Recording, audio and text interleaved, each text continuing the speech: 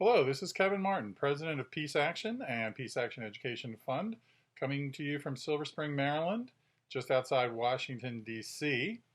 And my speech today for your conference is Nuclear Weapons Policy of the Trump Administration, Chaos Reigns Supreme.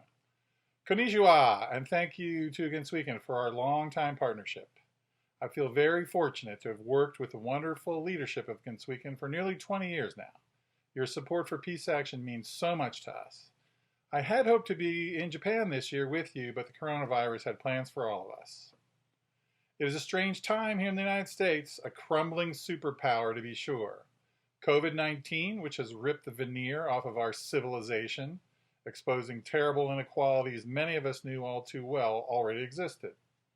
The strong, justified uprising against horrific murders of African Americans, including many by police who usually do so with impunity, which hopefully will be ending as we demand systemic reforms or new structures for community safety and justice. And a seemingly endless topsy-turvy election campaign amid all of this and the complete ineptitude of Trump. It may be no surprise, but just recently the annual Global Peace Index was released, and the United States ranks 121st out of 163 countries, while Japan is number 9.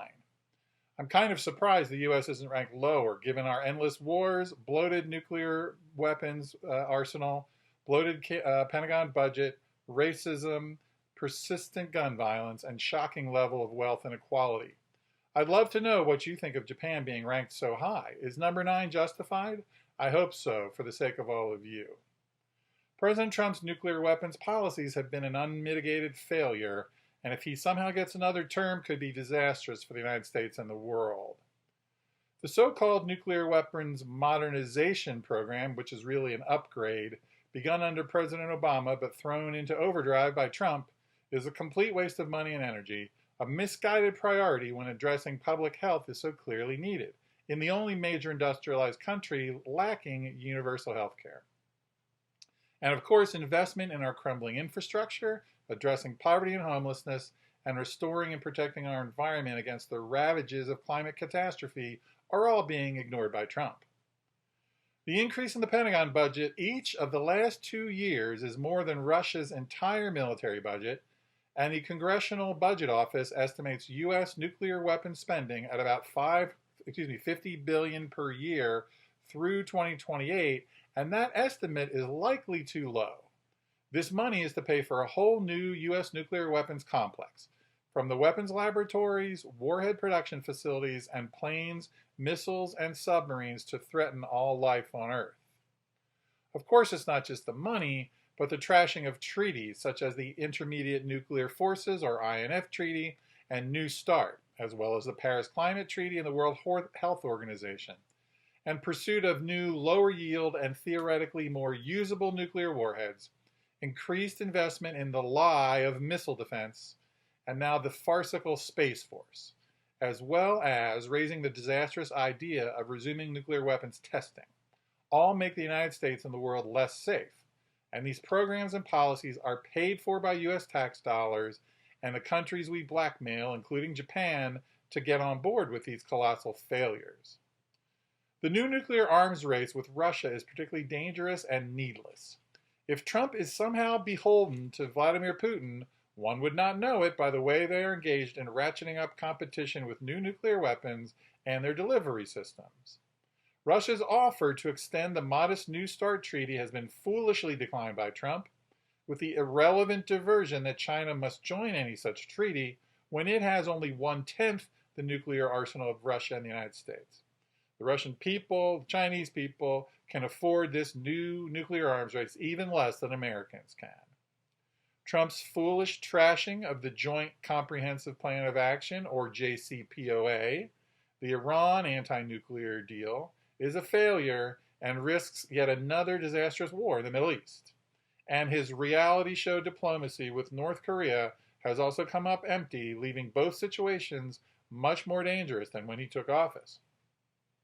Peace Action has worked diligently with allies in Congress to work to save treaties, cut nuclear weapons program, cut overall Pentagon spending, and to promote diplomacy, but our efforts are extremely difficult with a majority Republican Senate still unfortunately enthralled to the cult of Trumpism. Congress will soon be voting on the 2021 Pentagon budget, including nuclear weapons spending. Various pro-peace, anti-nuclear amendments will be offered to the massive defense authorization bill at over $740 billion, but it is a tough road to get these through both the House of Representatives and the Senate, and then Trump could be likely to veto or threaten to veto the bill, which might make congressional negotiators strip out any such good amendments.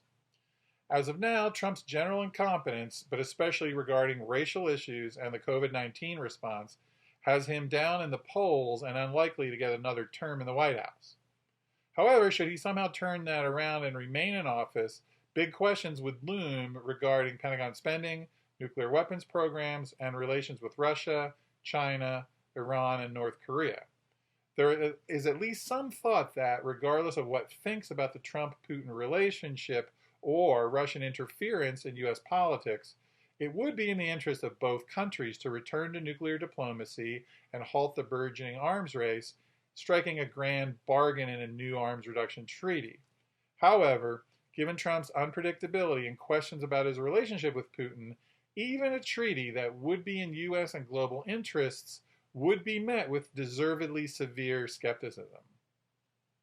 If Joe Biden, the former vice president under President Barack Obama, wins the presidency, there is reason to hope for at least a return to the status quo prior to Trump, and maybe better than that, though Biden would need to be pushed hard to pursue more pro-peace, disarmament, and diplomatic policies.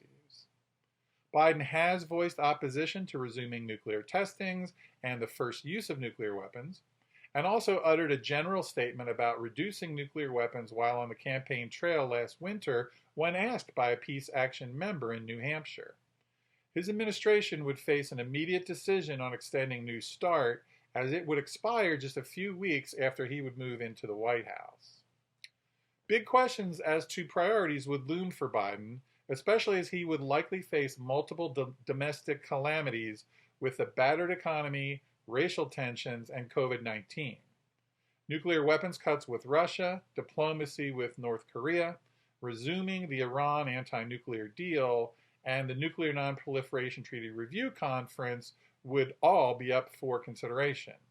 There's no current reason to believe Biden would support the United States signing on to the Treaty on the Prohibition of Nuclear Weapons, but peace forces will certainly advocate it.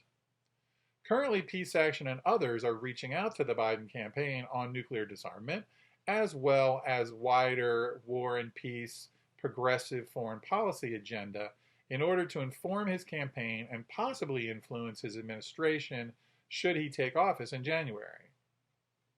All of this weighs heavily on the minds of peace advocates here in the United States, even as we organize commemorations of the legacy of the unjustified atomic bombings of Hiroshima and Nagasaki by the U.S. government.